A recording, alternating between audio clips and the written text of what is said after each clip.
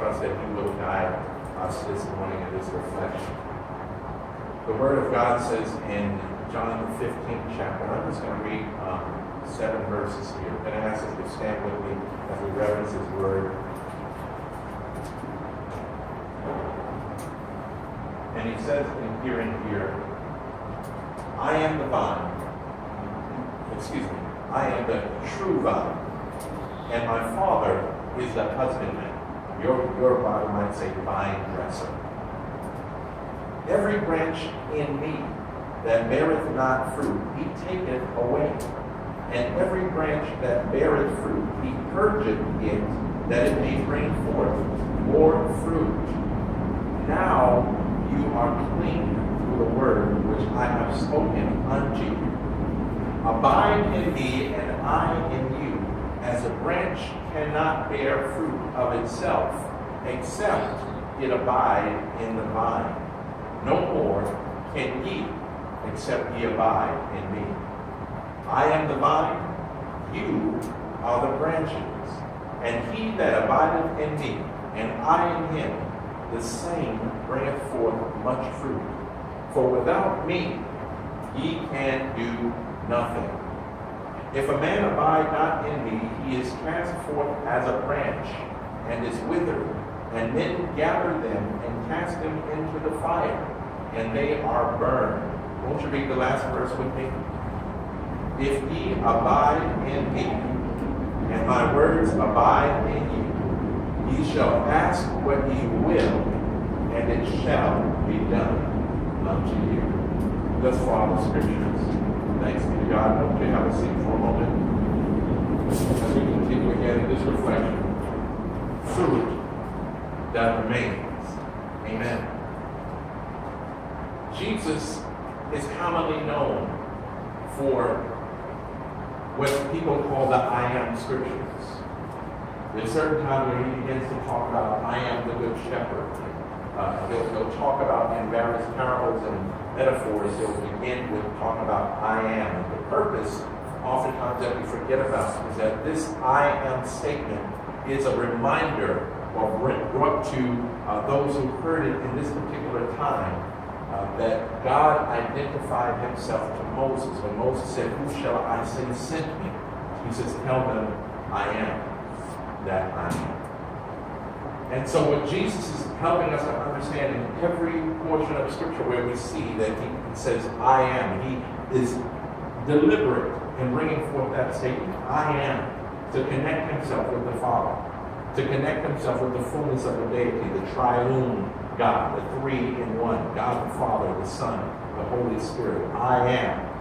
And as he is about to go to the cross, there are those who are with him, those at the Last Supper, who are wondering what is going on. They're perplexed as Jesus begins to talk about there's one amongst us that is going to betray me. As he's about to go to the cross, there's some bewilderment that's going on. Some are saying, is it me? Is it me? Is it me? And it's about this time that Jesus is beginning to share this last parable, as it were, this last metaphor, this last statement that will guide them to a place where they can begin to understand what it is that is about to take place. Contextually, you'll look at Isaiah the 5th chapter, verses 1 through 7. I'm going to turn there quickly. We heard it this morning read in the book of Isaiah the 5th chapter. Just to bring context here, look at what the Word of God says. Verse 1, it says, Now I will sing to my well-beloved a song of my beloved, touching his vineyard. My well-beloved hath a vineyard in a very fruitful hill. And he fenced it, and gathered out the stones thereof, and planted it with the choicest vine, and built a tower in the midst of it, and also made a winepress therein. And he looked that it should bring forth grapes, and bring forth wild grapes. And now, O inhabitants of Jerusalem, men of Judah, judge, I pray you, betwixt me and my vineyard. What could have been done more to my vineyard that I have not done in it? Wherefore, when I looked that it should bring forth grapes, brought it forth wild grapes. What he's saying here is, I've done everything that this vine, this vineyard needed to do to be productive, to be fruitful. And yet, instead of bringing forth grapes, it brought forth wild grapes. The wild grapes you couldn't eat. The wild grapes were poison, basically. They brought harm to you. And so he's saying, what did I do where in this particular vine, this particular group of vines, the vineyard that I have nurtured should bring forth wild grapes? And now go to, I will tell you what I will do to my vineyard. I will take away the hedge. I will take away the fence. I will take away the protection thereof, and it shall be eaten up, and break down the wall thereof, and it shall be trodden down, and I will lay it to waste.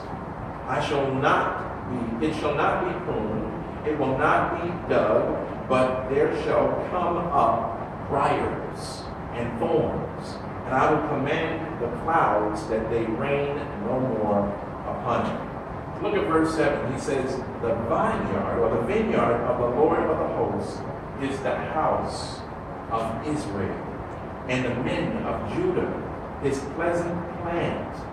And he looked for judgment, but behold, oppression, for righteousness, but behold, a pride. And what follows as we read this particular chapter is he begins to warn Israel about what was about to take place. What we see here is that in Scripture, God will give us this First Testament expression that points toward what he intended to do, but it was pointing toward the new covenant of what he was going to do.